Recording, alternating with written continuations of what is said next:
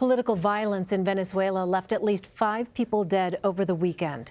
Last week, opposition leader Juan Guaidó released a video calling for a military uprising. It quickly fizzled out when the military remained loyal to President Nicolás Maduro. The U.S. and 50 other nations recognize Guaidó as the country's rightful leader, and they say that military intervention is still on the table. Meanwhile, more than 3 million people have left the country to escape the ongoing power struggle. Our Adriana Diaz spoke with a member of Juan Guaidó's transitional party about the state of the movement. Here's some of their conversation. Was Tuesday's uprising a failure? Guaidó called on the military to rise up, and by the end of the day, they hadn't. Instead, they were attacking protesters. We didn't get all what we wanted to get, but we get a lot. We don't have the total control of the military, but Nicolás Maduro doesn't have the control either. It's hard to believe that when you see Nicolás Maduro marching with members of the military, with his generals by his side, the generals themselves speaking about their loyalty to him.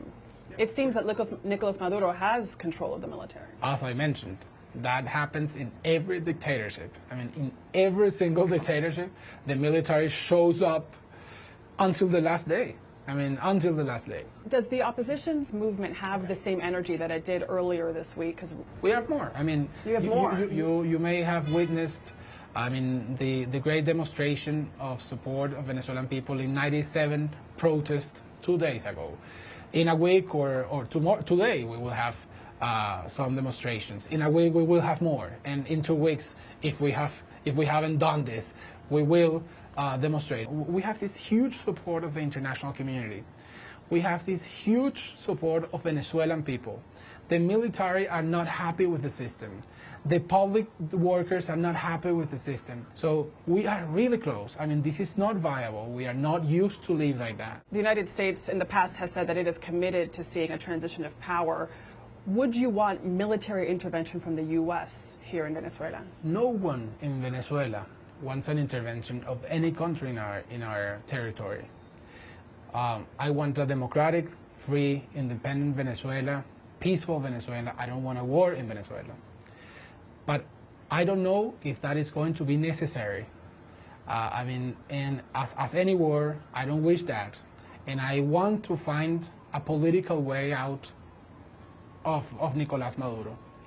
If that is possible, that's of course my first option.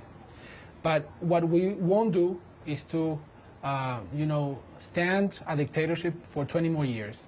This is not about an alliance with Mr. Trump, with President Trump. This is an alliance with a very important country in this world, with a very admired country in this world, and with a people who believes in freedom. So we kindly, we appreciate that you don't polarize Venezuelan issue in the United States. It's not a matter of supporting Trump or being against Trump. It's a matter of supporting liberty in this hemisphere. It's about supporting values that we have in common in the Western hemisphere. It's about defending people who is suffering, who is starving, who is getting tortured, and who is getting mistreated in every way. So please be aware that helping Venezuela is not helping Donald Trump. This is helping 30 million people suffering.